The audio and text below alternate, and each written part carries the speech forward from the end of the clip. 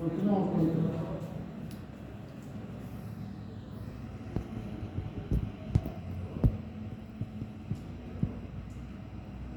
aquí ya lo vimos, el concepto de riesgos hospitalarias, las lesiones por impacto directo, contra golpe, vibraciones, ¿no es cierto? Riesgo de los pacientes con el liderazgo, ¿cómo evaluamos, no es cierto? Una radiografía, teclero, protocolo, TEC cuadrado, cómo tenemos que manejárselo.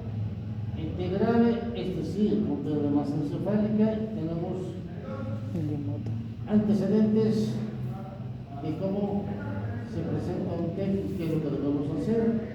Hablamos de lesiones primarias, ¿no es cierto? Que son lesiones que van a ser inmediatamente después del accidente, que eso sí, en general no se puede cambiar, pero ¿qué es lo que podemos hacer? Evitar lo que llamamos las lesiones secundarias sistémicas o las lesiones secundarias intercraneales, o algunos autores llaman que también existen las lesiones terciarias. Ahora, cuando un paciente entra en la terapia, lo que tenemos que hacer o lo que se hace es el monitoreo de la presión intracraneal, PIC. ¿En qué pacientes? Elegimos pacientes que tienen un rasgo menor a 8, disminución de 2 puntos en la primera hora, lesión quirúrgica, pacientes operados de un hematoma, un tumor, obviamente el trauma de cráneo, la clasificación de Marshall tenemos el D3 y el D4, lesiones extracraneales que requieren relajación y sedación. En algunos hospitales, cuando un paciente necesita, por un problema respiratorio o por un problema de corazón, estar con tubo traqueal, se pone para monitoreo de la presión intracraneal. Este es el valor de 20 de la presión intracraneal, un valor, digamos, alto para la presión de la cabeza. El valor normal dijimos que es de 10 a 15 y por encima de eso ya es intolerable. Cuando hablamos de 20 y por encima de 20 ya se plantea una craneectomía descompresiva. ¿Qué es lo que tenemos que ver? La tomografía dijimos, bueno, si tiene hematomas intra o extraaxiales. Ver cómo está la línea media, ver que las cisternas pénimes encefálicas estén libres. El tamaño de los ventrículos es fundamental para ver si están simétricos o hay ausencia de alguno de ellos con relación al otro. Ver los surcos de la convexidad, si están presentes o no, o están llenos de sangre, como en este caso. Y obviamente ver la ventana ósea para ver si no tiene fractura en el cráneo. Obviamente, cuando vemos lesiones primarias, vemos esto. Una radiografía, sospecha de una fractura, hacer una tomografía con reconstrucción y que la pregunta, esta línea. Esta sí es una lesión primaria por fractura de cráneo. Ahora, dentro de esto podemos ver las fracturas de la carota, que es la convexidad, y las fracturas de base de cráneo. Pero también existen las fracturas hundimiento, las fracturas con minuta y el estallido de cráneo. Ahora, esto ya se los dije, esto es el peñasco, con lúbulo óptico externo, mastoides, y esto es una fractura de base de cráneo.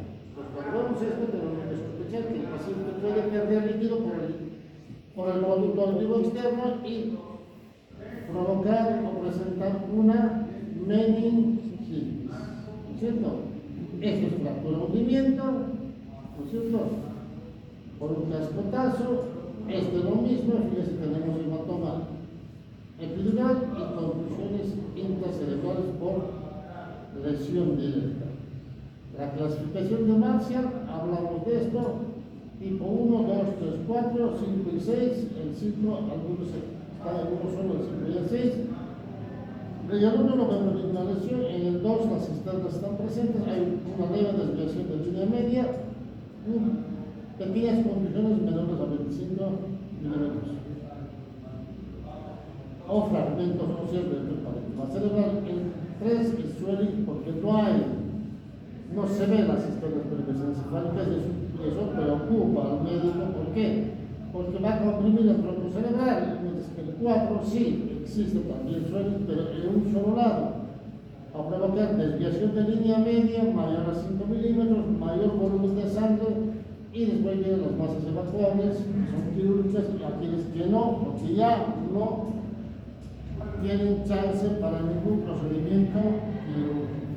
Entonces, fíjense ustedes que es la clasificación de Marshall que se maneja en los pacientes con trauma de cráneo. Esto es para ver la comparación tomográfica, casi normal. Tenemos dos con un volumen muy pequeñito, a veces línea media conservada o leve desviación. Suelen, no vemos la cisterna encefálica, acá el 4 sí, pero de un solo lado que desplaza la línea media. Las masas no evacuables, que son lesión de ambos hemisferios, y la evacuable de un solo lado que se puede operar para salvar la vida del paciente. De cualquier manera, ¿no es cierto? Cuando tomamos lesión en el cerebro, digamos, tenemos que tratar de actuar lo más pronto posible, dependiendo del grado. Obviamente, hablamos de edema cerebral. Esto es un cerebro hinchado. Fíjense que no hay ninguna lesión en el parénquima cerebral, está totalmente hinchado, pero ¿qué? Cuando vemos que existe edema cerebral, ¿qué va a provocar? Un aumento de la presión intracraneal. Y si no hacemos nada, va a haber una disminución del flujo sanguíneo cerebral, y esto va a provocar una isquemia, y la isquemia va a provocar edema cerebral. Entonces, fíjense que está en un círculo que compromete la vida a nuestro paciente. Ahora, en las medidas prehospitalarias, ¿no es cierto? ¿Qué es lo que tenemos que hacer? Es pensar, ¿no es cierto?, que nuestro paciente, cuando está con el diagnóstico de politrauma con T grave, tenemos que evitar la hipoxemia y la hipotensión. Ahora, si está en hipoxemia y hipotensión, tenemos que revertir, mejorar eso. ¿Por qué? Porque son dos elementos que van a comprometer al cerebro. No llega oxígeno al cerebro, las neuronas se isquemian. Está hipotenso, no hay la fuerza suficiente para que llegue la sangre al cerebro. Entonces, fíjense ustedes, esto lo tenemos que hacer ¿dónde? Ya en el momento cuando llegamos, ¿no es cierto?, a atender al paciente como tratamiento pre-hospitalario. Cuando llega al hospital también tenemos que hacer lo mismo. ¿Por qué? Porque a veces en un traslado el paciente se complica. Entonces, para evitar eso, se hace tratamiento prehospitalario y se hace tratamiento intrahospitalario haciendo las mismas cosas. Entonces, fíjense, si nosotros no hacemos nada, la normal y una dilatación, una isotón. El paciente tiene encima de hipertensión craneal. Y esto quiere decir que una sola toma de presión arterial sistólica menor a 90 va a duplicar la mortalidad en este paciente. Por eso es importante tomar en cuenta todo esto, ¿no es cierto? Y vemos esto que tenemos acá, ¿no es cierto?, la línea. Vemos la fractura, el hundimiento, una trayectoria descompresiva. Vemos el cerebro, siempre pensar en esto, ¿no es cierto?, el plasma, y tenemos acá los hematomas subdurales. Cuando hablamos de hematomas subdurales, en general, siempre, ¿no es cierto?, tenemos que pensar que es un hematoma que está fuera del parénquima cerebral, ¿no es cierto? La gran mayoría de los hematomas, por no decir todos, se presentan por un TEC. En los pacientes de la tercera edad, cuando hay involución cerebral, las venas que se conectan de la corteza a la dura madre se ponen bastante tensas. Esas son las que se rompen y uno provoca los hematomas subdurales. En los pacientes de la tercera edad, en los jóvenes entran con un accidente, ruptura de las arterias corticales. Entonces, el pronóstico en general, cuando es agudo, 90% de mortalidad, cuanto más horas pasan. Los libros dicen que un hematoma subdural agudo, no tratado por el promedio de 5 a 6 horas para adelante, tiene más del 90% de mortalidad, aunque después se opere. ¿Eso qué significa? Si un paciente tiene un accidente, no sé, pongámosle medio camino a Oruro, hasta que va la ambulancia, lo trae, lo lleva, pasan 8 horas. No operan, el paciente va a quedar igual, no va a mejorar el estado vegetativo, porque ya pasó el tiempo como para mejorar. Por eso los pacientes tienen que operar cuando es agudo lo antes posible. Ahora,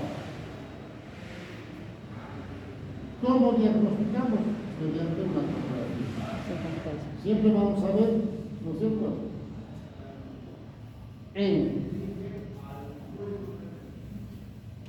el cerebro, ¿qué cosa? Sangre en el espacio subaracnoideo. Por eso se llama hematoma subdural. Dentro de los hematomas subdurales tenemos esto. Esto que vemos acá es el espacio subaracnoideo de involución cerebral y estas son las llamadas venas puente.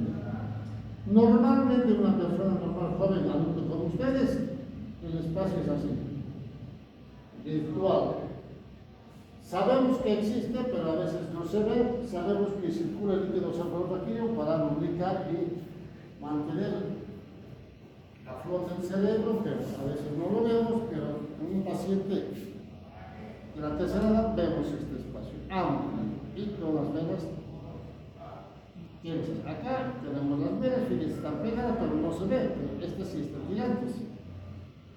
Entonces, cuando hay un golpe, son estas venas las que se rompen.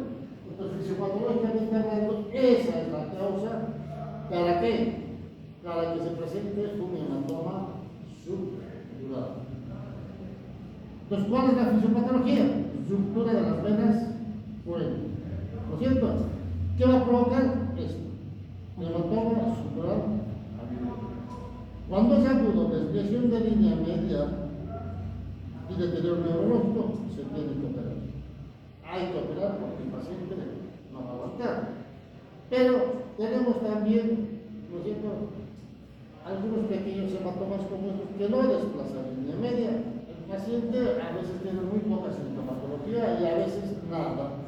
Pero con relación a esto, si fuera esto, no lo operamos y vemos que aumenta más la línea media y vemos esto mucho más compromiso, entonces hay que operar. Entonces, por eso que cuando vemos estos pequeños hematomas, ¿no es cierto?, uno tiene que observar al paciente internar y hacer tomografía a las 12 o 24 horas o cuando hay mayor deterioro neurológico. Cuando nosotros vemos un hematoma subdural menos de 10 milímetros, o sea, menos de 1 centímetro, la conducta es observación, no se opera. Cuando es mayor a 10 milímetros, la conducta es quirúrgica. Entonces uno tiene que pensar en esas cosas para tomar decisiones. A veces vemos esto. Fíjense, tenemos un hematoma de un ventrículo de un lado, pero del otro no. Parece normal. Entonces, parece una normalidad como un solo ventrículo. Pero vemos acá, fíjense esto, ¿no es cierto? Recién aparecen los surcos. Entonces, este es un hematoma subagudo. Subagudo significa que tiene la misma densidad del parénquima cerebral, ya se nos dice que, ¿no es cierto?, que en la tomografía se maneja por densidades y en la resonancia se maneja por intensidades. El cerebro gris normal se considera como isodenso. Esto es hipodenso y esto es hiperdenso. Pues cuando hablamos de hiperdensidad es todo lo que es blanco. Hipodensidad, lo que es oscuro como el intenso. Y esto que parece muy similar al parénquima cerebral se llama isodenso. Esto es un hematoma subdural subagudo, que también está comprometido en el ventrículo y hay que operar. Ahora, si nosotros vemos esto, hematomas, esto es subagudo y se pone crónico, ¿cierto? Entonces, Vemos este otro que es un hematoma subdural crónico, pero también tendría dinero. Entonces, esto sí también hay que operar. Este otro, lo mismo, es algo crónico, también hay que operar. Y esto es bilateral. Fíjense ustedes que también hay que operar porque está atacando el cerebro. ¿No es cierto? Ahora, entonces, en resumen, cuando hablamos de hematomas subdurales, tenemos los hematomas subdurales agudos, subagudos y crónicos. Los agudos, la imagen es hiperdensa. Los subagudos son isodensos y los crónicos son hipodensos. Todos desplazan línea media y hay que operar. Cuando el volumen es menor a 10 milímetros, la conducta es observación, no se opera. A ver, ¿qué pasa cuando hablamos de hematomas epidurales? Cuando hablamos de hematomas epidurales estamos hablando que la sangre está por fuera de la dura madre, por debajo del hueso, ¿no es cierto? Entonces, en general se presenta en los 2% de todos los traumas. ¿Y dónde se presenta? Fundamentalmente se presenta por debajo de una fractura. Pero ¿dónde está la fractura? Más del 90%. La fractura es temporal. Si no tenemos fractura de la convexidad, occipital, no problema que sí tenga una pequeña colisión o nada, porque no hay ninguna estructura noble que se pueda lesionar. Pero por debajo del temporal, ¿qué tenemos? ¿Qué es lo que tenemos? En la dura madre. En otras palabras, ¿qué arteria?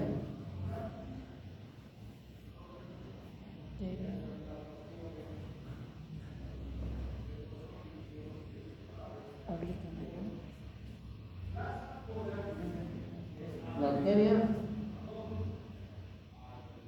será temporal superficial o la meninge media. Bien, entonces, ¿cuál es el origen de los hematomas musculares? Existe una ruptura de las arterias meningiales, o sea, la arteria meningia en la zona del temporal. A veces puede sacar las venas diploicas, a veces los senos venos. De cualquier manera, el mayor porcentaje es la ruptura de las arterias, la arteria meningia. ¿Cuál es el diagnóstico? Una vez que se golpea, generalmente pasa en los pacientes pediátricos, se golpean en el parque, lo que sea, se levantan, se ponen bastante lúcidos porque seguramente cuando se sacan por los papás, ¿no? Todo bien y a las pocas horas se empieza a deteriorar porque hay un aumento de la presión intracraneal que comprime el cerebro. ¿Por qué? Porque el sangrado es arterial, no es venoso. Es arterial.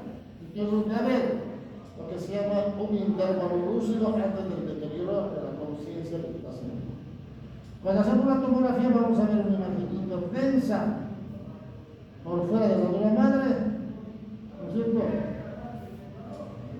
Y el tratamiento es quirúrgico de urgencia. Entonces, si nosotros vemos esto, este es un hematoma epidural. ¿No es cierto? Biconvexo, ¿no es cierto? Tenemos acá otra pequeña y tenemos el mosaico supraradial contralateral con pequeñas contusiones. Este es otro hematoma, fíjense haciendo edema acá, por compresión.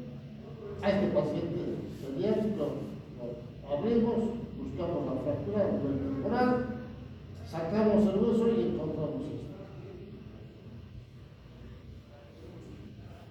Entonces, este paciente, fíjense, tenemos acá, esto es secuencialmente la posición del paciente y hablamos de lo que son las contusiones. Cuando hablamos de las contusiones, es lesión parénquima cerebral. Normalmente estos son secundarios a un TEC. Fíjense, no tiene hematoma subdural, no tiene epidural, pero tiene contusiones en el parénquima cerebral. Acá Ahí, fíjense, esas son lesiones del parénquima cerebral. Cuando hablamos de contusiones, hablamos de lesiones del parénquima cerebral. Existen otros traumas que son directos, llamados traumas penetrantes. Fíjense ustedes, un pequeño orificio, ¿no es cierto? Y a veces el paciente todavía llega lúcido a los hospitales y dice, no, es una herida que le da un puntico y vaya a la casa. No, este paciente tiene herida de arma de fuego. Operamos, abrimos y ¿qué es lo que vemos? Hacemos la posición para operarlo y, fíjense, lesión del parénquima cerebral. Sacamos el hueso y ya vemos que está lesionado. Abrimos la dura y fíjense todo el cerebro cómo está lesionado. Lesiones penetrantes por arma de fuego, ¿no es cierto? Entonces, es grave. Cuando hablamos de cranectomías para salvar al paciente, hablamos de estas cranectomías unilaterales para mejorar el cerebro y salvar este lado, o los bilaterales cuando hay lesión en ambos lados. Entonces, si nosotros operamos un paciente a tiempo, podemos rescatar gran parte del cerebro, salvar este lado y que no se lesione más lo que está lesionando este cerebro. Entonces el paciente puede seguramente quedar con algún pequeño déficit o bastante, pero ya eso es lesión primaria y evitamos todo lo que son las lesiones secundarias, ¿no es cierto? Entonces, esto, necesito que vean esto. No existe cisternas perimesencefálicas. Cuando vean una tomografía que no ven una cisterna perimesencefálica, preocúpense porque el paciente en las pocas horas va a entrar en coma y se muere. Pero si yo veo que existen las cisternas, me da tiempo a poder trabajar y llamar. Entonces, cuando yo veo esto, fíjense, no tengo cisterna, pero tampoco tengo lesión, está totalmente hinchado, sería un LED3 swelling. Entonces, ¿qué es lo que tengo que hacer? Hacer una cranectomía descompresiva. ¿Para qué? Para aliviar el tronco cerebral. ¿No es cierto? Para aliviar el tronco cerebral. Por eso es importante tomar en cuenta estas cosas para tomar conductas rápidas en nuestros pacientes. Bien, terminamos con eso y continuamos con el problema. Bien, TECLEVE es un tema que tenemos que aprender. Existe un protocolo para el manejo de los pacientes con TECLEVE. Cuando hablamos de TECLEVE, hablamos de qué? TECLEVE con factores de riesgo. ¿Cuáles son los factores de riesgo? Una coagulopatía, pacientes anticoagulados, si quieren, el alcohol que altera la cascada de la coagulación, la drogadicción que hacen las vasculopatías, las epilepsias que normalmente siempre se están golpeando la cabeza, los tratamientos neuroquirúrgicos previos, aquellos que han sido operados de tumor o de hematomas intracerebrales y pacientes ancianos con alguna discapacidad. Pues fíjense, todo esto son factores de riesgo que pueden comprometer a un TECLEVE. ¿Cuáles son los criterios de inclusión en un TECLEVE? Tenemos aquí los pacientes que están orientados y despiertos con un rasgo superior de 15, pero aquellos que están un poco confusos que tienen un rasgo de 14. ¿Cuáles son los criterios de exclusión? Pacientes que tuvieron un accidente en vía pública, este ya no es un TEC, es un politrauma. Es lo mismo que esto, accidente de tránsito, la bicicleta está por debajo, no es cierto, y el paciente. Entonces, estos ya no son TECLEVE. Tienen diagnóstico de politrauma más TEC si quieren, pero no es un TECLEVE. Tienen bastantes lesiones en otras partes del cuerpo. Entonces, TECLEVE se divide en tres grupos. El grupo 0, el grupo 1 y el grupo 2. Ahora, ¿qué pasa si nosotros vemos al grupo 0?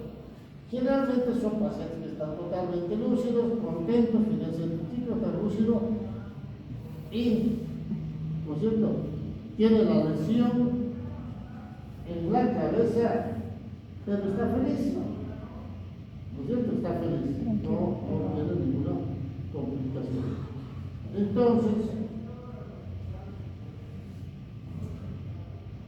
el grupo 0 está incluido paciente despierto, consciente, colaborador, orientado a las 3 esferas si quieren, Glasgow de 15, no tiene déficit neurológico, nunca perdió conocimiento, no tiene amnesia, no tiene cefalea difusa, sí una cefalea en el lugar del golpe, no hay vómitos, no hay déficit neurológico y solamente dolor en lugar del impacto o algún mareo. El grupo 1 tenemos lo mismo, pero acá es algo diferente, despierto, consciente, colaborador, orientado, Glasgow de 15, entonces no tiene déficit neurológico, pero sí puede tener alguna pérdida de la historia de la conciencia, a veces no se recuerda lo ocurrido, la cefalea ya no es multiforme, es mucho más amplio, a veces tienen náuseas o vómitos, ¿no es cierto? Y el grupo 2 tenemos ya estos que son bastante lesionados y que son, el paciente no está ya bien, está un poco confuso, tiene tendencia al sueño, a veces está orientado o no, el Glasgow ya no es 15, es 14, pero no tiene déficit neurológico. Sí, tiene una pérdida de conciencia, tiene amnesia, tiene cefalea difusa y tiene mareos y vómitos. Es totalmente diferente al grupo 0. Entonces, ¿qué hacemos con cada uno de estos? ¿Qué hacemos? Si el paciente está catalogado dentro del grupo 0, está despierto, consciente, colaborador, Glasgow de 15, sin déficit neurológico, nunca perdió el conocimiento, no hay cefalea, no hay vómitos y solamente un poquito de dolor en el lugar del golpe, revisamos, hacemos pautas de alarma, se va a la casa, no hay necesidad de hacer ningún estudio. ¿Por qué? Porque si lo un poquito y qué sé yo, uno lo lleva al hospital o el paciente va porque tiene miedo y que alguien le diga usted no tiene nada. Fíjense ustedes que estos pacientes son, la gran mayoría de los golpes de estos grupos 0 no llegan al hospital. No ven ustedes se golpeó la cabeza, ¿qué es lo que hicieron? Se frotaron la cabecita y si no pasó nada, se toman un tamanquito y no van más. Ustedes si se golpearon y les pasó eso, están de este grupo 0. Y cuando van al hospital, obviamente el papá cuando se golpea un hijito de 1 año, 2 años, va y espera que el médico le diga que no tiene nada. Ahora a veces exigen que se haga un estudio, no es necesario porque se examina al paciente, pero si alguien insiste, va a firmar para que se haga el estudio y se lo demuestre que no tiene nada. Ahora, ¿qué pasa con el grupo 2? Acá sí, también está consciente, colaborador, despierto, todo eso tiene un Glasgow de 15, no hay déficit neurológico, pero este paciente sí. A veces tiene pérdida de conocimiento, no recuerda lo que les pasó, tiene una cefalea mucho más difusa, alguna náusea o vómito, ¿no es cierto? Cuando pasa ese tipo de cosas, es preferible hacer una radiografía de cráneo de inicio, pero si tenemos acceso a una tomografía, preferible hacer una tomografía. ¿Por qué? Porque si no hacemos una radiografía y vemos que tiene fractura, nos va a terminar haciendo la tomografía. Pero si nosotros le hacemos la tomografía y no tiene nada, le mostramos al paciente y a la familia, no tiene nada en la cabeza, está todo bien, váyase a la casa. Obviamente, pautas de alarma y tratamiento médico con analgésicos. Entonces es totalmente diferente en este grupo, ya se hace estudios, ¿no es cierto? Entonces tenemos la tomografía, ¿no es cierto? Si no encontramos ninguna lesión, lo observamos unas horitas y mandamos a la casa, ¿no es cierto? Ahora, si encontramos esta fractura, tenemos que hacer una tomografía y muchas veces encontramos esto. Cuando vemos esto, que se llama como epidural, tenemos que llevar al especialista para que pueda resolver ese valor. Pues ya ustedes que el grupo 1 ya es mandatorio hacer la tomografía. ¿Por qué? Porque perdió el conocimiento. Y se asumen. Todo paciente que tenga TEC con pérdida de conocimiento tiene indicación de una radiografía o mejor una tomografía.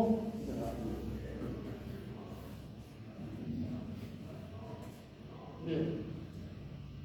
Tenemos al grupo 1, entonces, radiografía con fractura, hacemos la tomografía. Ahora, sin fractura, observamos de 12 a 24 horas y mandamos de alta. ¿No es cierto? Estamos hablando del grupo 1. Ahora tenemos al grupo 2. El paciente está confuso, no está orientado, tiene tendencia al rasgo 14. Esto sí, como perdió el conocimiento, lo tenemos que hacer con la tomografía. Y vemos estas pequeñas confusiones muchas veces, a veces una pequeña fractura, ¿no es cierto? Siempre hacemos una tomografía con ventana ósea. Aunque actualmente ya envían con ventana ósea como protocolo en los estudios de tomografía. ¿Y qué vemos? Si nosotros hacemos una tomografía y no encontramos ninguna lesión, igual se interna, ¿no es cierto?, para observación, ¿no es cierto? O llamar al neurocirujano si está cerca para que pueda evaluar la tomografía, decirle que no tiene nada y mandárselo a la casa, pero previa observación de algunas horas. Ahora, si encontramos lesión, entonces tenemos que repetir la tomografía entre las 12 y 24 horas. Para ver si la lesión creció, no creció, hacer los laboratorios correspondientes para ver si no tiene alteración de la coagulación, ver qué medicamentos toma para suspender si está tomando la coagulación o aspirina, ¿no es cierto? Todo eso, pero tiene que estar internado. Ahora, ¿qué pasa con esto? En el grupo 0 y el grupo 1, más los factores de riesgo. ¿Y cuáles son los factores de riesgo? Neuropatías, alcohol, droga, déficit físico, las epilepsias, ¿no es cierto? Una valoración dificultosa en pacientes mayores de 60 años, esto sí, independientemente que sea del grupo 0 o del grupo 1, tenemos que hacer una tomografía e internarlo para observación. ¿Por qué? Porque tienen estos factores de riesgo que se puede, ¿no es cierto?, complicar cuando se lo mandamos al domicilio. Si no tenemos grupo 0, no tiene nada, porque no preguntamos, el paciente no dijo nada, pero tiene coagulopatía, porque consume anticoagulantes, puede tener esto en unas pocas horas. El paciente se murió. Entonces, vamos a reclamar por muchas razones. Lo llevé, ni siquiera me hizo un estudio, me dijo que no tenía nada, que me lo lleve. Y se murió. Entonces, es importante preguntar siempre la anamnesis, el interrogatorio es: ¿qué? ¿Consume alcohol? ¿Consume droga? ¿Está operado de algo? ¿Tiene convulsiones? ¿Tiene epilepsia? ¿Toma aspirina? ¿Está anticoagulado? ¿Tiene presión alta? ¿Tiene diabetes? Preguntar.